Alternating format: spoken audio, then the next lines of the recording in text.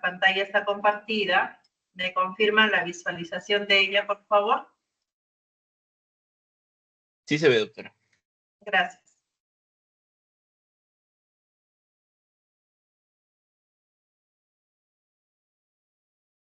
Listo.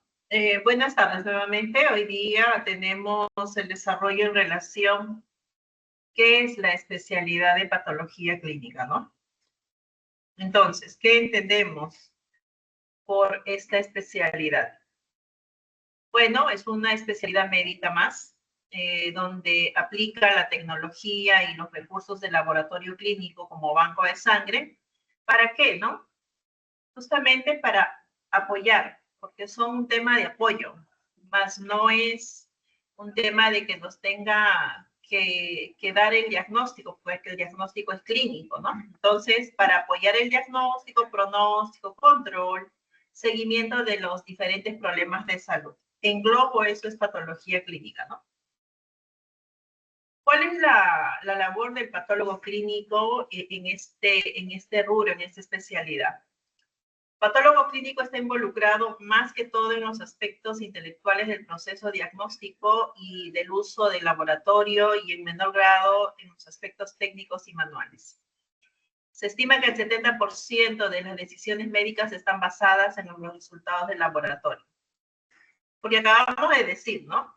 Que nos ayuda, sí, para apoyo al diagnóstico, sí nos determina el pronóstico según estos resultados, nos permite controlar a lo largo del tratamiento y obviamente nos permite también hacer seguimiento a los diagnósticos diferentes, ¿no? A nivel de salud.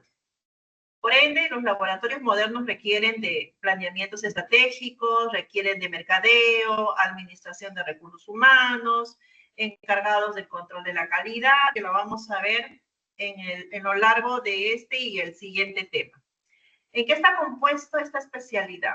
Tiene cinco servicios, ¿no? Cinco gigantes áreas. La patología clínica estudia todo el aspecto bioquímico, todo el aspecto hematológico, a nivel de banco de sangre, microbiológico e inmunológico. ¿Qué nos dice a nivel de la bioquímica? La bioquímica, obviamente, es el examen estrictamente de sangre, suero, donde nos permita revisar los analitos y las enzimas. Mientras que en la hematología lo que vamos a evaluar son las tres series, ¿no? Los glóbulos rojos, los glóbulos blancos y las plaquetas. A nivel de banco de sangre, se habla mucho de la donación de sangre y la evaluación de esta para ser transfundidas en otros pacientes. A nivel microbiológico es el estudio de agentes bacterianos, parasitarios, micóticos, mediante un cultivo específico y que esta me permita conocer la sensibilidad antimicrobiana. A nivel inmunológico, obviamente lo que vemos es esta reacción antígeno-anticuerpo y cómo es que a lo largo del tiempo, por las diferentes enfermedades, van a acumularse anticuerpos que van a producir enfermedades autoinmunes.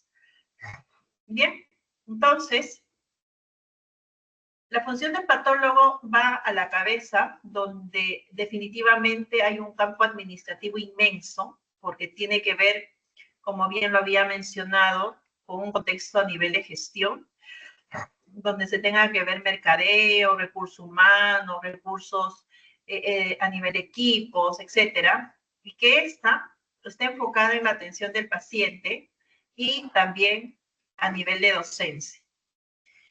A nivel de pacientes, va a depender mucho la indicación del médico tratante, qué es lo que necesita el laboratorio, y de estas hacer una selección de pruebas, ¿no?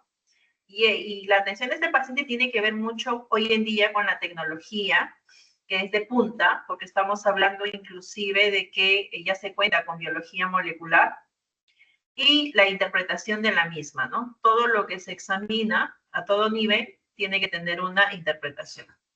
A nivel de docencia, obviamente, va de la mano con la investigación. Un poquito de historia de la patología clínica, cómo es que esta a lo largo del tiempo va desarrollándose, ¿no? Desde el comienzo de la humanidad, deseo y necesidad de saber más de la causa, los mecanismos y la naturaleza de las enfermedades es que nos ha llevado en la prehistoria hasta 1500 después de Cristo. Obviamente las creencias religiosas y mágicas hasta el método racional, pensaba, pues, ¿no? De que estos ritos, que estos sacerdotes tenían el poder de la curación, o con algunas creencias mágicas, ¿no? Podían curar a las personas. Ya en la época de Hipócrates, donde se realiza una observación objetiva de la enfermedad y analiza el análisis de la causa y efecto, y es que tenemos el desarrollo de la medicina humoral, donde antes de 460 antes de Cristo y 201 después de Cristo, Hipócrates, que es el creador de la concepción más antigua, ¿no?, de la enfermedad, hacían este tipo de comparaciones, donde sangre era fuego, la flema era el agua, la bilis negra era la tierra y la bilis amarilla el aire.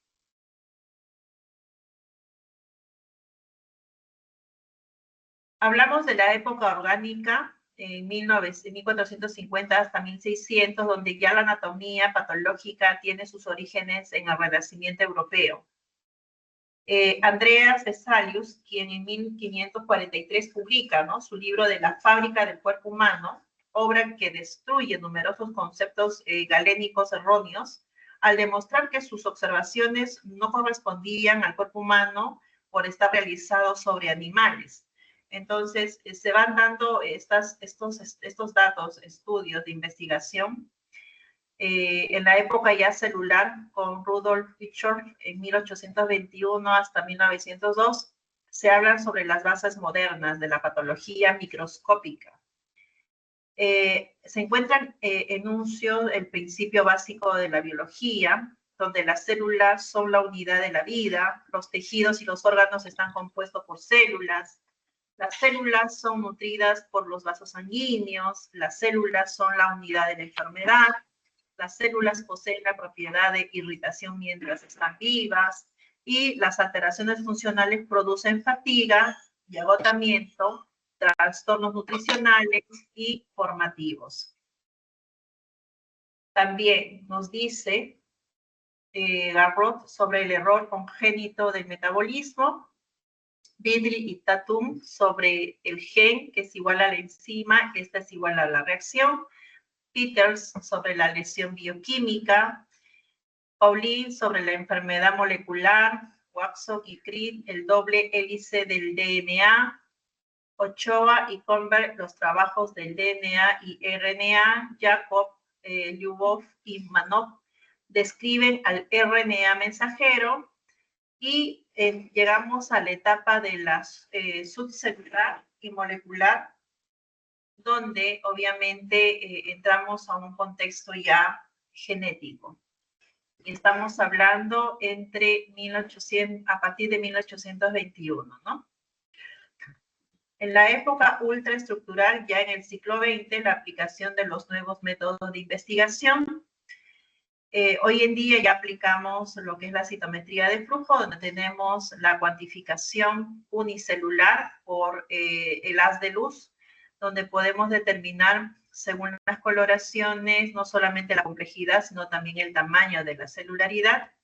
Por ende, hoy en día hablamos sobre la reacción en cadena de polimerasa en tiempo real, donde ya puedo tener lectura de la replicación no solamente del RNA mensajero, sino también del DNA. Entonces, la patología clínica moderna, hoy en día, se basa en trabajos robotizados, donde solamente un analizador puede, mediante estos equipos modernos, analizar de 500 a 800 muestras por hora. Y bueno, se ha traspolado la hematología, la bioquímica, el banco de sangre, la microbiología, la inmunología, en estos equipos estrictamente ya robotizados, ¿no? y que se encuentran aquí en el Perú en los hospitales de tercer nivel. Vamos a enfocar un poquito de cada una de estas áreas de manera global, general, sin entrar mucho en detalle, porque ustedes están llevando hematología de por sí como parte del desarrollo de las clases teóricas, pero para entender por qué la patología clínica es importante en estos 5 grandes campos, ¿no? En el hemograma, cuando obtenemos la sangre, obviamente utilizamos el anticoagulante que es el EDTA, que nos permite mantener estas células de manera así, ¿no? Únicas, diferenciadas, separadas, sin formar coágulos. Entonces, vemos y conocemos cada una de las estructuras del componente sanguíneo periférico. Tenemos a la cabeza el neutrófilo que tiene mayor porcentaje, le siguen los linfocitos, le siguen los monocitos, luego vienen los eosinófilos y luego los basófilos. Eso es en relación a la línea blanca. La línea roja sabemos que está compuesto por los eritrocitos y la línea de la coagulación por las plaquetas, que son las células más pequeñitas de todo el componente celular y más diferenciadas en el sentido de que la estructura de sus células a nivel de membranas, pues es totalmente heterogéneo, ¿no? Aquí, un poquito para entender los rangos de referencia, ¿no? A nivel de los glóbulos rojos en hombre, en mujer, los hematocritos, la hemoglobina, los componentes corpusculares que hasta el momento ustedes ya deben de haberlo visto. La composición del porcentaje de la celularidad de cada una de ellas diferenciada y la serie plaquetaria. Entonces, estos valores referenciales, obviamente, yo ya los tengo que tener en mente, ¿no? Para poder hacer una interpretación. Si yo no conozco estos rangos referenciales, no puedo hacer una interpretación. Y bueno, en relación a los hematíes, ¿no? Los glóbulos rojos. ¿Cuál es su función? ¿Por qué hablo de valores altos? ¿Hablo de valores bajos? Sabemos que su principal función es el transporte del oxígeno. ¿En qué situaciones yo puedo tener valores altos? Primero, cuando hay problemas respiratorios, personas fumadoras, cuando hay un grado de deshidratación. Puedo tener anemias, obviamente, cuando hay valores bajos, hemorragias, enfermedad a nivel central de la médula ósea. Las alteraciones en la morfología tienen que ver mucho con el tamaño, con la coloración y con la forma. Y ya ustedes han pasado por esto, ¿no? Saben, en relación al tamaño, tiene que ver con el volumen corpuscular medio, si hay una microcitosis, hay una macrocitosis o si hay una normocitosis. Hablamos también en relación a diferentes formas y tamaños, en relación a la anisocitosis y la poiquilocitosis. En este caso, si vamos a presentarnos frente a la anisocitosis, es porque hay diferentes tamaños, ¿no? Microcíticos cuando el tamaño es menor, macrocítico cuando el tamaño es mayor y megalocítico cuando el tamaño es sumamente gigante y es ovalado. En relación a la coloración, va de la mano con la concentración de la hemoglobina corpuscular media. Hipocromía porque está disminuido por debajo del 30%, hipercromía cuando hay esferocitos y las hemoglobinas están muy concentradas. En relación a la forma, diferentes formas son las poiquilocitosis, cuando hay distintas formas de hematíes. Dentro de ellos podemos encontrar también de las formas, las ovalocitosis, son formas ovaladas. Esto se da en el caso de las anemias hemolíticas. Eliptocitosis, cuando tiene una forma elíptica. Esferocitosis, cuando tiene una forma de esfera. Esquizocitosis, cuando hay fragmentos de glóbulos rojos. Entonces, las alteraciones es en relación al tamaño, a la coloración y a la forma. El hematocrito, que va de la mano con la hemoglobina, nos van a determinar grados de anemia, ¿no? ¿Cuándo puedo tener valores altos y cuándo puedo tener valores bajos? Valores altos en las policitemias veras, cardiopatías congénitas, ya habíamos mencionado la deshidratación, la hipoxia y en la fibrosis pulmonar. Valores bajos, ya habíamos mencionado a las anemias, las leucemias cuando hay un trastorno a nivel central de la médula ósea, la desnutrición por falta de hierro, la sobrehidratación hace que también la hemoglobina pueda verse un poco más baja, y la destrucción morfológica de los glóbulos rojos, que puede ser a nivel de membrana o desde adentro cuando hay casos como malaria, como Bartonella, etc. A nivel de la serie blanca, sabemos que la serie blanca son células de unidades móviles que forman parte del sistema inmunológico y que el cuerpo usa para combatir infecciones. Estas viajan por el torrente sanguíneo a las áreas de infección y destruyen las bacterias que las están causando. Sabemos que dentro de la serie blanca su mecanismo de defensa primario de los neutrófilos es contra las bacterias, ¿no? Entonces, hablando de la fórmula leucocitaria, es la suma de todas las células diferenciales, ¿no? Es el recuento relativo en porcentaje o absoluto de las distintas subpoblaciones de leucocitos. Estas se cuentan de 100 a 200 glóbulos blancos en el frotis, entendiendo de sangre coloreada, ¿no? Entonces, esta es la fórmula diferencial. Estos son los rangos de referencia. El que va a la cabeza por mayor proporción son los neutrófilos, le siguen los linfocitos, luego los monocitos, luego los eosinófilos y finalmente los basófilos. Aquí tenemos cada una de ellas, ¿no? A ver, por ejemplo, aquí hay un neutrófilo, tiene de 3 a 4 lóbulos. Aquí vemos 1, 2, 3 lóbulos. Luego tenemos a los linfocitos, que es unicelular. La proporción del núcleo citoplasma, el núcleo es mayor. Tenemos a los monocitos con un núcleo a forma de frejol o forma de riñón. Su citoplasma es amplio, es una de las células más grandes de todas las células diferenciadas. Tenemos a los eosinófilos, son bilobulados, tiene 2 lóbulos. Los gránulos tienen una tinción más exagerada o potente que las otras y sus gránulos son prominentes, son visibles, son altamente tóxicos. Hablamos de los eosinófilos y finalmente los basófilos son de menor proporción, van de 0 a 1, se van a manifestar en las inflamaciones.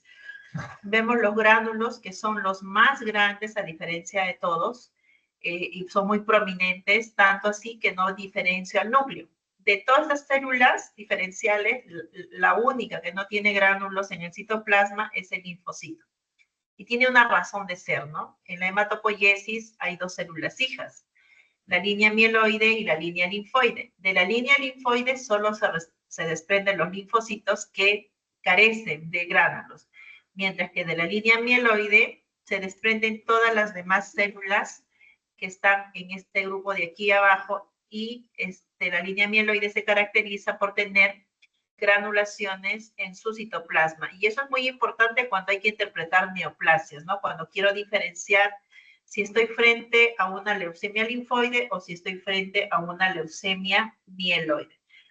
Es un tema que no vamos a tocar ahora, pero parte de la explicación porque es importante la presencia de gránulos y la ausencia de ellas, ¿no?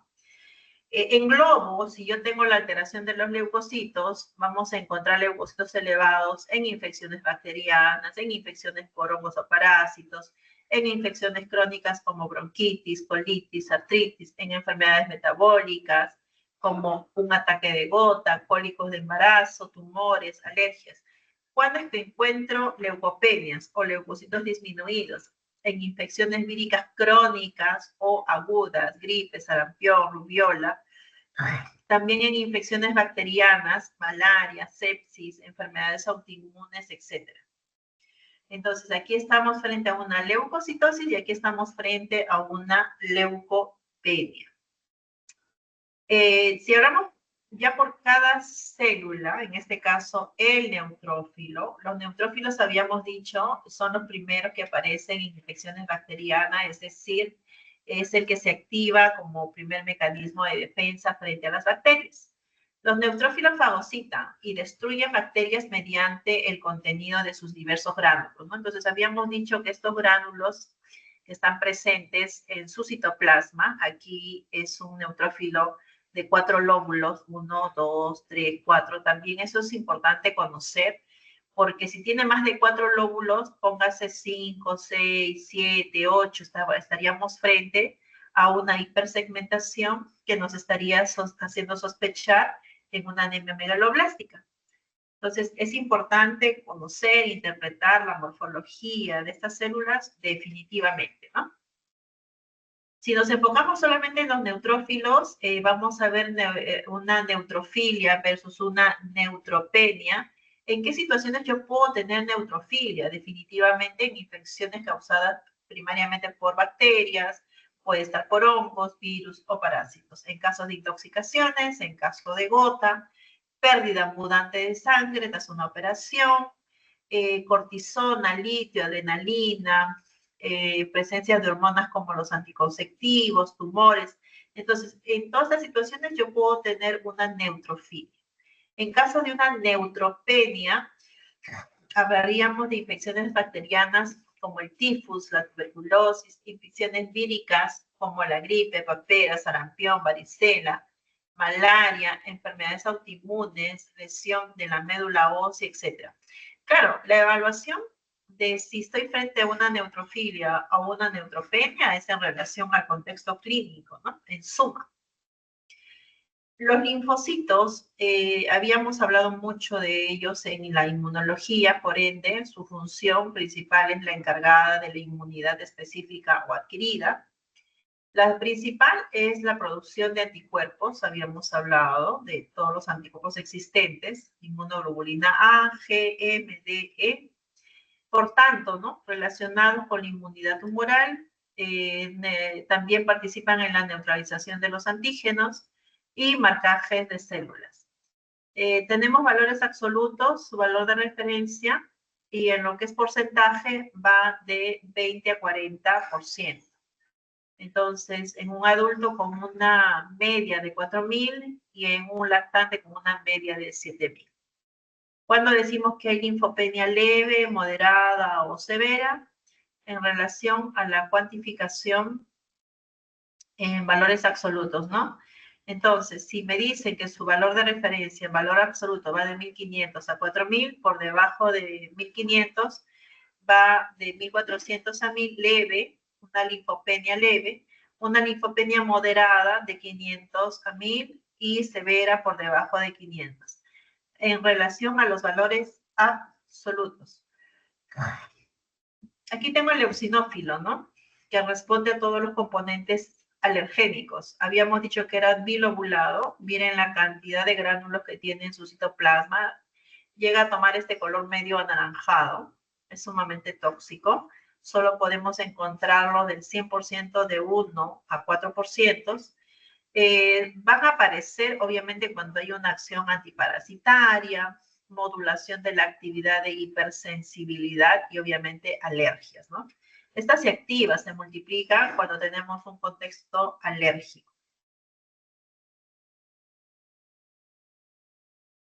Entonces, hablar de eosinofilia, es decir, cuando estoy con los valores altos, niveles demasiado altos de basófilos, no, acá yo estoy con basófilos. Eosinófilos, niveles altos de eosinófilos son por reacciones alérgicas, obviamente parásitos, hongos y otros parásitos, fase de curación tras una infección, escarlatina, sarampión, cáncer. ¿En qué situaciones voy a encontrar niveles bajos de eosinófilos? En infecciones graves y agudas, pulmonía, tratamiento hormonal, enfermedades de las glándulas productoras de hormonas. Hablar de niveles demasiado altos, pero de basófilos, también van de la mano con los cuadros de alergia, porque son aún más tóxicas que los eosinófilos, entendiendo que sus gránulos son más prominentes y más grandes, ¿no? En relación a las plaquetas. La función principal de las plaquetas, como ven ustedes aquí en malla, es obviamente la coagulación. Entonces, se relaciona con los procesos de coagulación sanguínea, porque ante una injuria lo que tienen que formar es un trombo. Son fragmentos citoplasmáticos pequeños, irregulares y carentes de núcleo, que van de 2 a 3 micras de diámetro, y el volumen plaquetario medio proporciona información sobre el tamaño de la plaqueta. Entonces sabemos que las plaquetas van a oscilar entre 150.000 y 450.000 en algunas literaturas, en esta es 400.000. Cuando decimos plaquetopenia leve, moderado o severo. Severo por debajo de 20.000, moderado entre 21.000 y 79.000, leve entre 8.000 y 149.000. Entonces, uno quiere saber en qué situaciones yo puedo tener trastornos o alteraciones plaquetarias. Esta se divide en un esquema bastante sencillo, completo, y si yo logro entender este esquema, entonces me puedo ubicar en qué situaciones puedo tener estos trastornos o alteraciones plaquetarias. Uno es alteración plaquetaria cuantitativa, que tiene que ver numéricamente, y la otra es cualitativa. Si nos enfocamos en la cuantitativa, vamos a tener trombocitopenias y trombocitosis. Trombocitopenia, cuando hay una caída, pues, ¿no? Del número de plaquetas. ¿Y en qué situaciones? En púrpura trombótica inmune o en púrpura trombótica o trombopénica trombótica. ¿Y en qué situaciones yo puedo tener una trombocitosis? Es decir, el número de plaquetas están aumentados y estas se van a dar en las leucemias mieloide crónicas. Escuchen la palabra crónica, no aguda. En las leucemias granulocíticas crónicas, no aguda. En las policitemias veras, en las mielofibrosis con metaplasia mieloide y en la trombocitopenia esencial. ¿Cuándo es que voy a tener una alteración cualitativa? Cuando voy a tener una trombocitopatía. ¿Y esto qué es? Me está hablando de un contexto genético, un contexto estructural en la estructura de la plaqueta. ¿Y cuándo se dan estos? Por ejemplo, voy a citar solamente dos cuando es una fila de enfermedades. Es la enfermedad de Bernard-Solier o en la enfermedad de Glassman, en las trombostemias. Entonces, en una me ve el tema numeral y el otro me ve un tema estructural. Salimos del tema hematológico y nos vamos a la bioquímica, ¿no? ¿Qué busca en la bioquímica? ¿Qué es lo que observa? ¿Qué es lo que analiza, ¿no? Y analiza desde la parte metabólica, las vías de eliminación, el estado fisiológico patológico y las hormonas. Considera algunos de los parámetros que pueden ser alterados como la dieta, la hora, el ciclo circadiano y el estado de nutrición, de hidratación. Entonces, nosotros tenemos que enfocar para qué me sirve la bioquímica.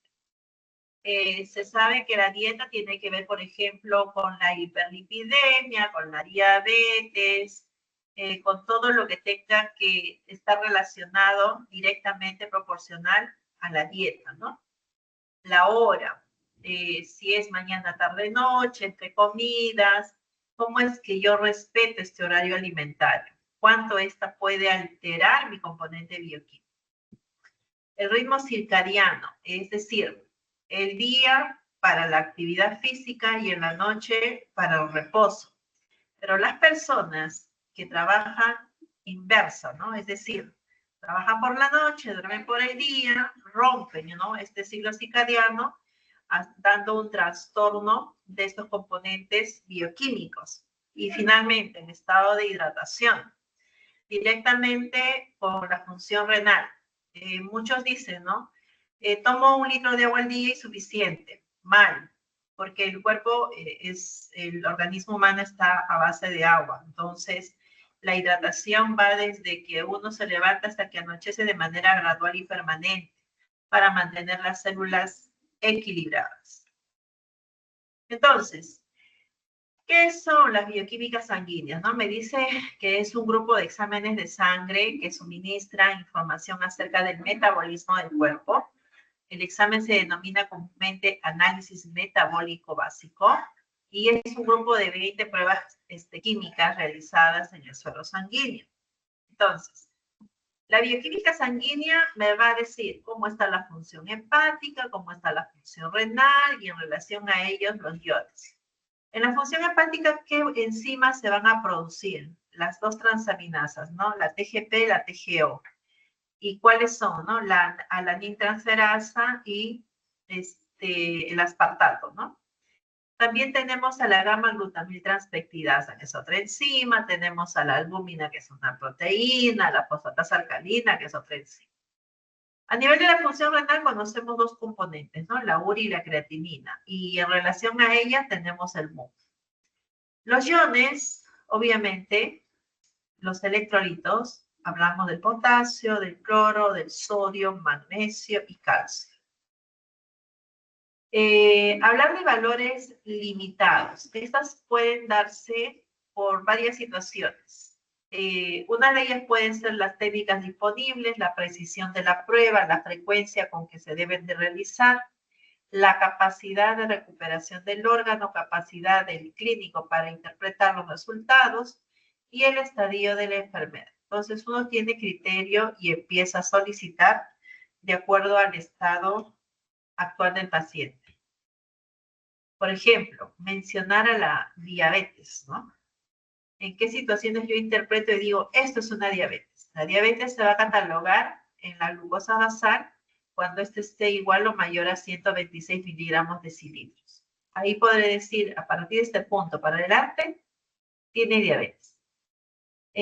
¿Cuándo es una prediabetes? Y la mayoría no le da importancia. De 100 a 125. ¿Y qué quiere decir, no? De 100 a 125. Si cuando me dicen que por encima de 126, esto es diabetes. Entonces, de 100 a 125, el término prediabetes fue determinado no hace mucho. Antes consideraban de que 100 es un valor normal, porque el rango va de 70 a 110, ¿no? Pero no es así. Mantener rango por encima de 100 es un borderline superior, que me tiene que alertar y me tiene que prevenir no cruzar la línea hacia la diabetes. Menores a 100, obviamente se consideran pacientes sin cuadro de diabetes. Una de las proteínas más importantes y nos puede determinar varias patologías es la famosa albúmina. En condiciones normales, las concentraciones de proteínas totales de plasma van de 6.2 a 7.9 gramos decilitros. La albúmina, que es la principal proteína en el torrente sanguíneo, van de 3.6 a 5.2. Si esta está por debajo de 3.6 en nuestro medio, se cataloga como desnutrición. Cuando la concentración de albúmina es inferior a 2, imagínense si va de 3.6 a 5.2, se presentan edemas, y este edema es la acumulación de líquidos en los espacios intercelular o intersticial. La albúmina ejerce entre 75 y 85% de la presión oncótica de la sangre, que es, es de 20 milímetros de mercurio. Entonces, es importante la albúmina, por supuesto, para el equilibrio ácido-base, en este caso, proteico. La química a nivel de la urea, junto con la creatinina, nos dice que su valor normal de esta urea va de 10 a 40 miligramos decilitros. Otra medida de la función renal y también del grado de hidratación y la masa muscular, aumenta la insuficiencia renal en la deshidratación y en individuos con mucha masa muscular. Disminuye en personas con poca masa muscular. Entonces, urea es además un producto de degradación de la hemoglobina, de modo que cuando hay sangrado digestivo, se absorbe por el intestino y se puede detectar cifras altas en la sangre. Sabemos, ¿no?, que la urea no va sola, que la urea va con la creatinina. Aquí la creatinina a nivel renal juega un papel demasiado importante. ¿Qué nos dice? Su concentración sérica es proporcional a la masa muscular del cuerpo. Entonces, las cifras normales oscilan entre 0.5 y 1.3, con una media perfecta, ¿no? Entonces, para el hombre, entre 0.4 y 1.1. Y en el caso de las mujeres entre 0.4 y 1.1 miligramos decilitros. ¿Existe una correlación entre la creatinina sérica y el aclaramiento de la creatinina para calcular el grado de insuficiencia glomerular? Por supuesto. Ahora existen muchas fórmulas que nos permiten medir no solamente el grado de insuficiencia glomerular, sino de todo el riñón. Y aquí nos va indicando, ¿no? Esta creatinina, dónde se va produciendo y cómo se va distribuyendo. Entonces, la creatinina se utiliza para evaluar ¿qué? Disfunciones renales, tanto en el diagnóstico como en el tratamiento. En el caso de la monitorización de enfermos dializados. Su aumento indica insuficiencia renal, es decir, si mi creatinina está por encima de 1.1, vamos a suponer 1.5, 1.8, entonces no hay mucho que hacer por el paciente con valores altísimos, ¿no? Su aumento indica insuficiencia renal, insuficiencia circulatoria y obstrucción urinaria. Tenemos las unidades de interpretación según el valor de la creatinina para la clasificación de la función del filtrado glomerular, por supuesto. Pero es el punto de partida, ¿no? El riñón se va a manifestar por uricreatinina cuando ya sea demasiado tarde. Si yo quiero prevenir alguna insuficiencia renal, lo que voy a solicitar es la hemoglobina glicosilada A1C. ¿Por qué? Porque determina parámetros, en este caso, perdón, la microalbuminuria para la función renal, porque me determina parámetros tempranos. Uricreatinina son parámetros tardíos, donde si la uricreatinina sale alto es porque ya está manifestado el daño renal. Ahora sabemos que existen parámetros tardíos y parámetros tempranos. Y lo ideal es siempre pensar en parámetros tempranos, en enfermedades especialmente que producen complicaciones renales. ¿Qué es el ácido úrico? Por ejemplo, esta es una muestra de orina donde vemos los cristales, ¿no? Ácidos. El ácido úrico se forma como resultado del metabolismo de las purinas, las cuales se encuentran en algunos alimentos, bebidas, como el hígado, carne roja, alberjas secas y cerveza. La mayor parte del ácido úrico se disuelve en la sangre y viaja a los riñones, después donde sale a través de la orina. Y esto es lo que se ve en una muestra de orina. Si el ácido úrico se produce excesivamente o no es eliminado correctamente, obviamente van a aparecer las hiperuricemias. Esto es clásico, ¿no? La famosa gota, ¿no? Que le llamamos nosotros cuando el ácido úrico está elevado. Entonces, los valores normales de ácido úrico están entre 3.5 y 7.2 miligramos decilitros. Su aumento puede darse o puede deberse a acidosis, alcoholismo, efectos secundarios relacionados a la quimioterapia, diabetes, ejercicios excesivos, la famosa gota que lo hemos mencionado, la hipoparatiroidismo, las leucemias, las insuficiencias renales, las toxemias del embarazo. Entonces, son situaciones donde vamos a encontrar.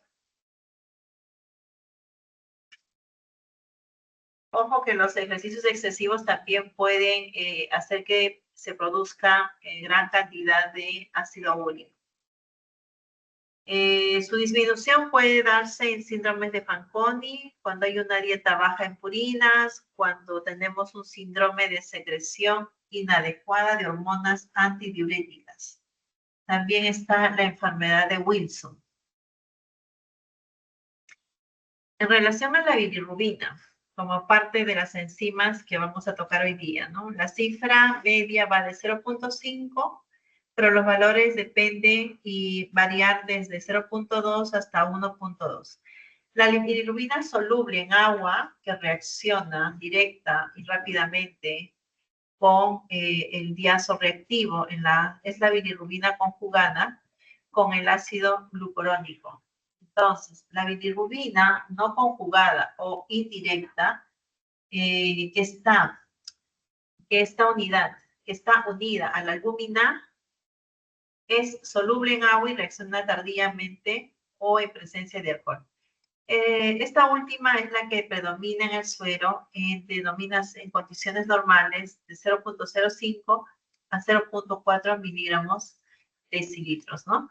Entonces ya vemos no solamente rangos, ya estamos viendo también unidades, cómo se van a interpretar y cómo se van a manifestar. Tenemos las bilirrubinas directa, indirecta y total.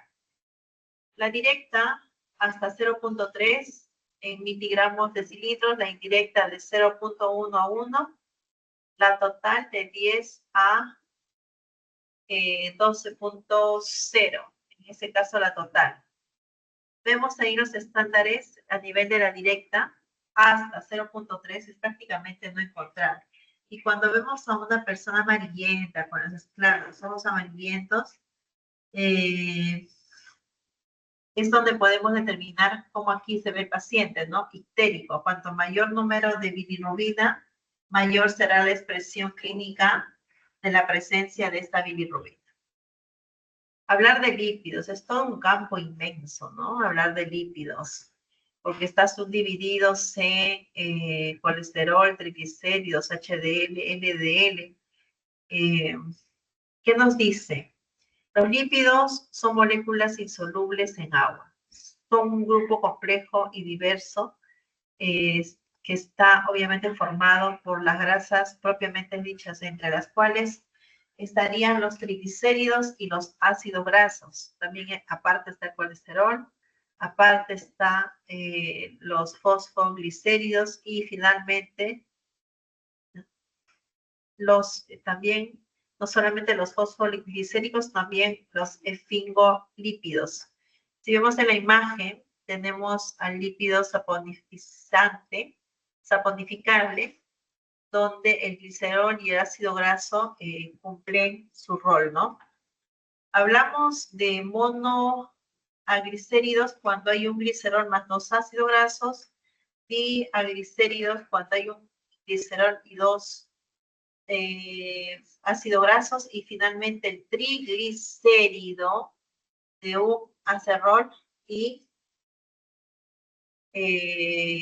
los 3 ácidos grasos. Entonces, dentro de la bioquímica, la investigación de los lípidos es fundamental, absolutamente. Un ratito, por favor.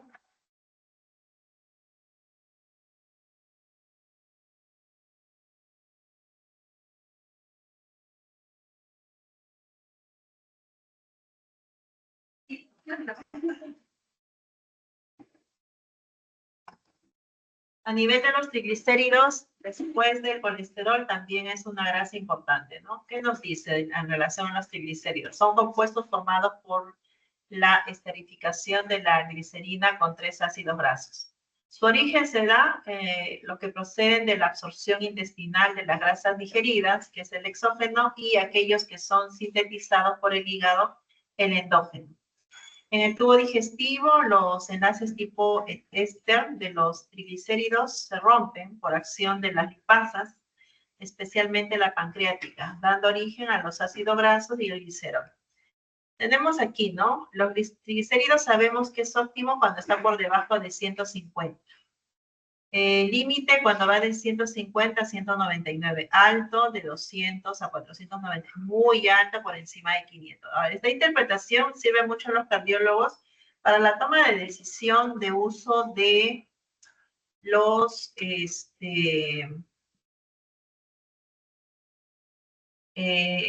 se llaman los medicamentos? Estatinas, doctora. Las estatinas, correcto. Entonces, ellos van evaluando la interpretación de cuánto grado de triglicéridos y en relación a ella van a usar las estatinas. Ahora, las estatinas se puede usar un primer mes, se va evaluando, ¿no? Cuánto ha disminuido junto con la dieta. Ojo, estas estatinas, cuando uno las usa, lo que puede pasar es que si no tengo un buen perfil hepático o tengo algún proceso, alguna deficiencia, alguna falla, entonces no la puedo usar. Para usar las estatinas, mi perfil hepático tiene que estar perfecto, porque es hepatotóxico. En relación al colesterol, ¿no? Tenemos el origen, sabemos que proviene de la alimentación, pues es exógeno, el colesterol esterificado es hidrolizado por el colesterol esterasa pancreática, dando lugar al colesterol libre y al ácido graso. El colesterol obviamente circula en la sangre, unidos a las siguientes lipoproteínas, ¿no? Sabemos que el LDL transporta un 70% de colesterol, las HDL, que son las buenas, transportan de 15 a 20% de colesterol, el resto circula en forma de VDL y los kilomicrones. Entonces, esta es la manera en que como se va depositando el colesterol en la luz, ¿no? De los vasos. Lo ideal es que esté por debajo de 170. Si ya me encuentro entre 170 a 199 es un límite alto, pero si estoy por encima de 200 es alto. El HDL, que es una de las únicas grasas buenas, ¿no? Y que estas captan el colesterol libre de las células y de los tejidos periféricos hasta el hígado. De esta manera se va eliminando el colesterol en exceso de los tejidos. Tenemos entonces lo deseable, obviamente, el borderline y cuando hay un riesgo alto, ¿no? Que no se deberían de manejar cada una de las grasas. A nivel inmunológico, en lo que hemos venido desarrollando a lo largo de varias semanas, en el laboratorio de inmunología existen diferentes técnicas que permiten entregar resultados de exámenes para apoyo al diagnóstico y tratamiento clínico de las diferentes enfermedades inmunológicas, reumatológicas y mesenquiopatías en general. Aquí, obviamente, se van a evaluar desde enfermedades alérgicas, enfermedades autoinmunes, las inmunodeficiencias y las infecciones. Y obviamente todas ellas están relacionadas a la formación de antígeno anticuerpo. Ya habíamos visto con algunos de los grupos las técnicas de autoinmunidad, ¿no? Que tiene que ver con la inmunofluorescencia indirecta, donde esta fluorescencia lo que me va a permitir ver es, en este caso, para ANA, anticuerpos antinucleares, que están acá, la estructura del núcleo y dentro de ella la interpretación. Para los que ya pasaron conmigo, van a entender lo que estoy diciendo en este instante. Para los que no, en su momento, no se preocupen. Entonces, por ejemplo, aquí lo que tenemos es un patrón granular grueso. ¿Y por qué? Dirán, ¿no? Los que saben van a entender, lo que ya hemos hecho la práctica, ¿no? Me permite en cada núcleo cuantificar los gránulos fluorescentes. Por ejemplo, ¿no? Si yo me detengo en este núcleo, yo puedo cuantificar la cantidad de gránulos que están dentro de este núcleo. Vamos a tener un patrón similar, que es el granular fino, excepto de que yo no voy a poder contabilizar los gránulos porque son tan finos, de tal manera que no son contables. En este caso yo puedo cuantificar, veo los gránulos prominentes, individuales, puedo cuantificarlos. Entonces este es un patrón granular grueso. Los tipos de inmunología fluorescente, ¿no? Hablamos tanto de la directa como la indirecta. Entonces, las muestras marcadas por inmunofluorescentemente se examinan bajo un microscopio de fluorescencia o un microscopio confocal, ¿no? Esto se trabaja obviamente en campo oscuro. Esta inmunofluorescencia indirecta se divide en dos etapas. Primero, que el anticuerpo primario no marcado se une al antígeno diana. Este es el antígeno diana que está adherido, ¿no? A la célula, y este es el anticuerpo. Segundo, que el anticuerpo secundario lleva un fluoróforo. Este fluoróforo le permite, obviamente, agarrar ese tono, pues, ¿no? Verde fosforescente. Identifica el anticuerpo primario y se une a él. Entonces, varios anticuerpos se pueden unir al anticuerpo primario y la señal aumentaría, ¿no? Aquí lo que estamos viendo es a nivel de anticuerpos antinucleares, es decir, la determinación solamente a nivel del núcleo. donde vamos a determinar muchas enfermedades. A la cabeza tenemos al LES, ¿no? El lupus eritematoso sistémico, que vamos a tener un tema único solamente para esta enfermedad, desde la parte epidemiológica, clínica, interpretación, etc. También están las enfermedades mixtas del tejido conectivo, el lupus eritematoso sistémico inducido por drogas, las hepatitis crónicas activas autoinmunes, las esclerosis sistémicas progresivas, el síndrome de Cres, las artritis reumatoide, las dermatomiositis, y todas ellas se van a determinar por los diferentes patrones fluorescentes, ¿no? Y estos patrones también los vamos a entender en la práctica, una por una, por qué se da la interpretación de cada una de ellas, ¿ya? Pero eso está dentro de la inmunología. Obviamente, pues, ¿no? Cuando hay una cuantificación de inmunoglobulinas, como la IgG, la IgA, la IgM, esta nos orienta a cómo está reaccionando el sistema de defensa específico humoral. Los niveles de cada una de estas pueden estar aumentados o disminuidos dependiendo, obviamente, el tipo de patologías en las células que estas estén involucradas. Vemos aquí la estructura de cada una de ellas, ¿no? Vemos que la IgM es la más grande, le sigue la IgA y luego las tres que guardan un estándar similar en estructura. Hablar del sistema de complemento, C3, C4, también es un tema inmenso dentro de la inmunología. Se entiende que es un conjunto de 30 proteínas del plasma y otros líquidos orgánicos que interaccionan entre sí y con otros componentes del sistema de la inmunidad innata y adaptativa. Estas se encuentran en forma inactiva y se activan definitivamente de forma secuencial para mediar una serie de reacciones inmunológicas. También es un campo que lo hemos ya visto en las tres vías, ¿no? La vía clásica, la vía alternativa y la unión de las lectinas. Ahí está el complemento 3, el complemento 4, cuando puede estar disminuido, cuando puede estar aumentado. Este es el sistema de complementos. Siempre tenemos que conocer los rangos. Tenemos para el CD4 y para el C3, ¿no? Rangos que según la interpretación vamos a tenerlos en respuestas de fases agudas, en la activación de la vía clásica, obviamente, o la activación de la vía alternativa. También dentro de la práctica se habló mucho del factor reumatoideo, cómo es que podemos determinar de manera primaria, luego cómo podemos hacer la confirmación de la misma. Dentro de la inmunología es parte de este contexto. Un segundo, por favor, es urgente. Déjamelo, corazón. Entonces, habíamos hablado, ¿no? De determinaciones de pruebas rápidas como pruebas confirmatorias. Obviamente, ¿no? Es la utilidad del diagnóstico para las artritis reumatoide donde se encuentran aumentado. Aumentado que la fracción o los anticuerpos dirigidos contra los determinantes antigénicos de los fragmentos PC de la molécula de la inmunoglobulina G. También es un tema aparte para hablarlo de manera amplia. La famosa anti-streptolicina, cómo nos permite detectar una bacteria específica, en este caso el estreptococo beta hemolítico del grupo A, y que estas inician desde un contexto respiratorio y que va hasta una complicación renal. Entonces, este estreptococo beta hemolítico del grupo A produce un número de exotoxinas que pueden actuar como un antígeno. Una de estas es obviamente la streptolicina O.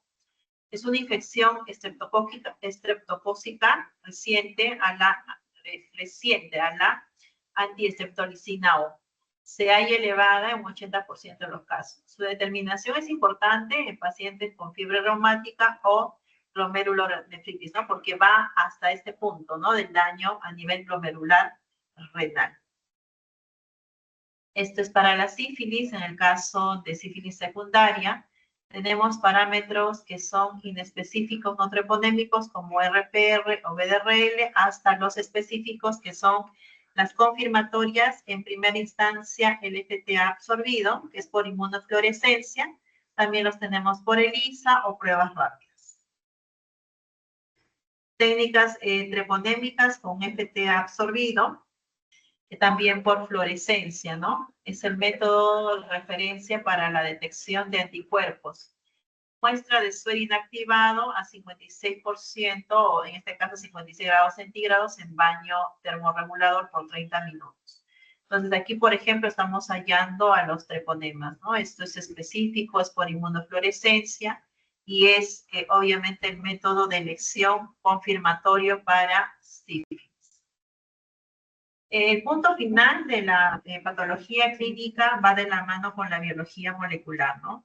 A lo largo del tiempo se ha determinado que la biología molecular tiene que ver con el estudio a nivel del DNA y el RNA. Y es lo último que tenemos, ¿no? Y hoy en día en el Perú, en muchos de los campos ya se utiliza la biología molecular. Esta va de la mano con la reacción en cadena de polimerasa, que nos permite, obviamente, detectar la patología, no solamente a nivel de enfermedades, sino también a nivel de investigación. Estas son las secuenciaciones en los dos extremos, ¿no? En el extremo 5 y en el extremo 3, los primers. Las aplicaciones obviamente van desde una cuestión genética, desde la producción de sondas, la detección de infecciones bacterianas, virales, diagnóstico de enfermedades hereditarias, estudio de evolución molecular, medicina forense, estudios de filiación. Segundo, por favor.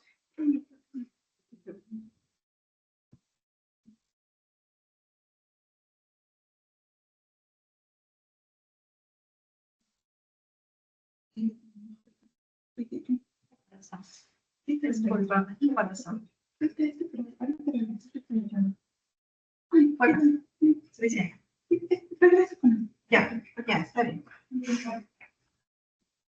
En relación a las unidades, que esto es lo último, ¿no? Entonces tenemos no solamente a nivel de magnitud, a nivel de unidad y a nivel de símbolo. Lo que es patología clínica se rige en relación no solamente magnitud y unidad y símbolos, ¿no? Entonces algo que tenemos que tenerlo clarísimo. A nivel de metros con M, kilogramos con kg, segundos con S, amperios con A, Kelvin con K, mol es mol y candela es con CD. Entonces, ¿son unidades internacionales? Sí, las podemos usar tanto aquí como en el mundo en general. Otra de las cosas es que usamos mucho el tema de las micras, los milis, los centi, los deci. Entonces también los tengo que tener claros en la manera de uso de sus símbolos submúltiplos. Y por último, las unidades de concentración. Estas unidades de concentración, dependiendo, pues, ¿no? ¿Qué es lo que voy a estudiar? Desde molaridad, porcentaje en peso o en masa, gramos, litros, fracción molar, o peso molecular, ¿no? Unidades de concentración. Bien, chicos, entonces, la patología clínica definitivamente es un mundo inmenso, ¿no? Por ende se hace una especialidad también basada en los 5 campos y luego de hacer la especialidad hay subespecialidades dentro de ellas, es el mundo de la investigación a nivel de laboratorio. Ok, vamos a hacer un pequeño espacio de 5 minutos. Voy a tomar una segunda lista. Ustedes están visualizando la pantalla. Entonces, aquí lo que se puede bajar es la asistencia en relación al tiempo, ¿no? En cómo han ido ingresando cada una. Si ven ustedes, aquí está la hora en que han ingresado. Así es que eso es lo que se envía a la facultad. ¿Cuántas veces? ¿En qué momentos? Entonces, el tema de la asistencia es importante, chicos, sí lo evalúa no solamente el encargado, que es el doctor Fernández, sino también la universidad. Y nos obligan a bajarla y nos obligan a guardarla y enviar. Entonces, se envía como está y ahí se ven los tiempos, ¿no? Cada uno de ustedes cómo han ido ingresando. El último que ingresó es Anabel a las 4:28. Bueno, esto se guarda, ahorita lo minimizo y de ahí lo guardo para el envío. En este instante dejo de compartir en esta sala. En 5 minutos, la otra es un poco más corta, esta es bastante amplia. Es más, no he ahondado puntos importantes porque ya tienen que ver con ramas que ustedes están viendo ahora, ¿no? Solamente era mostrarles patología clínica en general. Listo, salimos de esta, vámonos a la otra sala donde primero voy a detener la grabación. En este instante la grabación ya está detenida.